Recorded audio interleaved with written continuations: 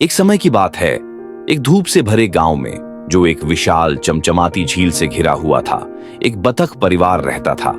मामा बतख के 5 छोटे छोटे बच्चे थे, जो सभी मुलायम और पीले रंग के थे। उनके नाम डैफी, डिल्ली, डैनी, डिंकी और डॉटी थे। उन्हें झील के किनारे मटकते हुए चलना, खुशी से क्वैक करना और ठंडे पानी में खेलना बहुत पसंद था।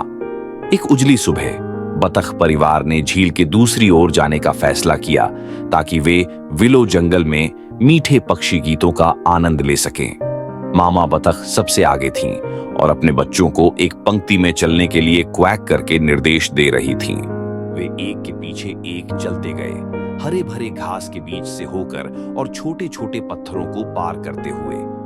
डॉटी, जो सबसे छोटा बतख का बच्चा था, बहुत जिज्ञासु था। जैसे ही वे मटकते हुए आगे बढ़ रहे थे, उसने देखा कि एक रंग बिरंगी तितली सरकंडों के बीच फड़फड़ा रही थी। बिना कुछ सोचे डॉटी रास्ते से हटकर तितली के पीछे भागने लगा, अपने छोटे छोटे पंख उत्साह से फड़फड़ाते हुए। वह तितली के पीछे पीछे सरकंडों के बीच चला गया, उसकी आंखों के सामने नाचते रंगों में खो गया।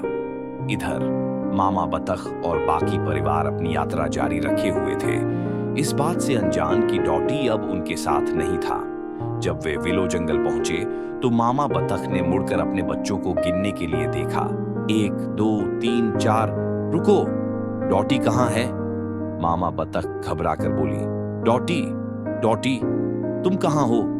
डॉटी अब भी तितली के पीछे भाग रहा था, जब अचानक उसे एहसास हुआ कि वह बिल्कुल अकेला रह गया है। चारों ओर ऊंचे सरकंडे थे और अब उसे अपने परिवार की आवाज भी सुनाई नहीं दे रही थी।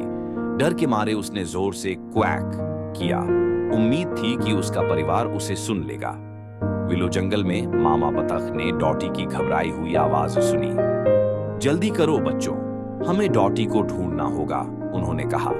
बतख परिवार तुरंत उसी रास्ते पर लौटने लगा, जोर जोर से क्वैक करते हुए, ताकि डॉटी उनकी आवाज सुनकर उनके पास आ सके।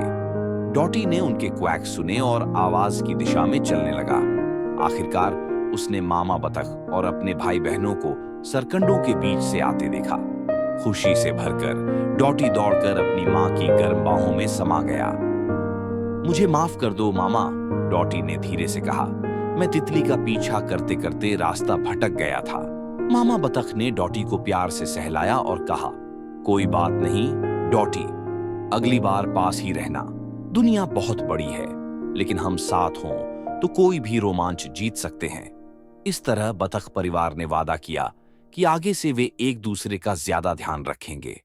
यह उनकी कई रोमांचक यात्राओं की शुरुआत थी, लेकिन एक बात पक्की थी, वे हमेशा साथ रहेंगे, चाहे कुछ भी हो जाए।